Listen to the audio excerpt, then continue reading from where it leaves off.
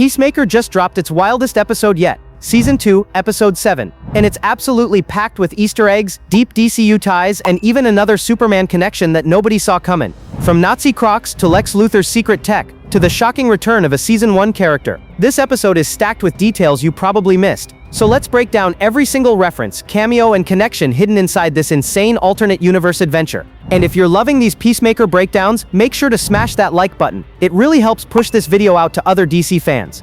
1. Mein Kampf everywhere. Early in the episode, Harcourt points out that there are multiple copies of Mein Kampf lying around.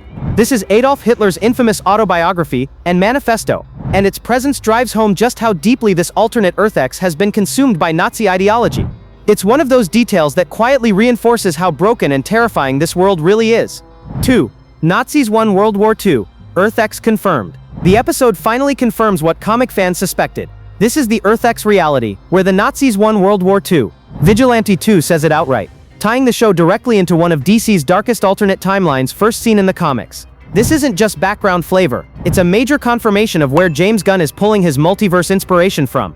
3. Nazi Crocs? One of the civilians, Judo Master Zaps, is wearing Crocs with swastika gibbets charms.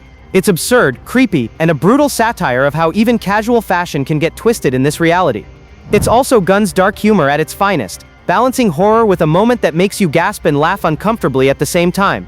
4. Eagly channels Baby Groot. Tied up and needing help, Economos begs Eagly to bring something useful. Instead, Eagly brings a random string. This is a hilarious callback to Baby Groot in Guardians of the Galaxy Wolverine 2, who also kept bringing Yondu and Rocket the wrong items. Gunn loves these self-references, and it's a great nod for fans of his Marvel work. 5. Cheetos and Scrabble.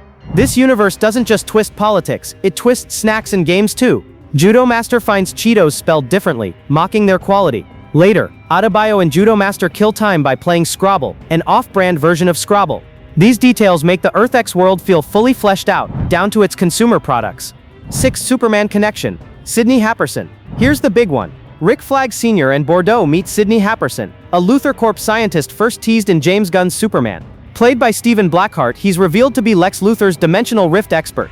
This connects Peacemaker directly to the events of Superman, proving these DCU shows and movies are tightly interlinked. And here's the kicker. Sidney isn't helping Argus for freedom or redemption. He's helping because he's still terrified of Lex. That single line shows how much of a shadow Lex casts across the new DCU. 7. LuthorCorp Command Center. Argus is seen operating out of the wreckage of Lex's flying LuthorCorp Command Center, first spotted in Superman.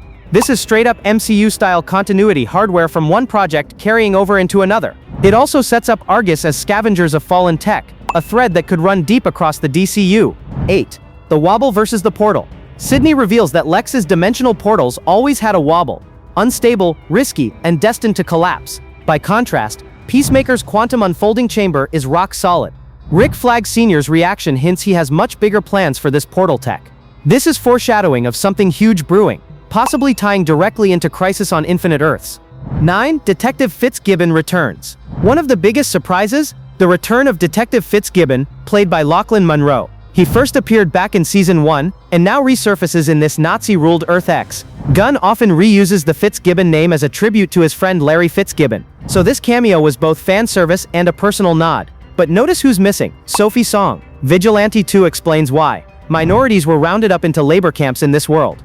A dark, gut-punching implication about her fate. 10. Treaty of Qatar.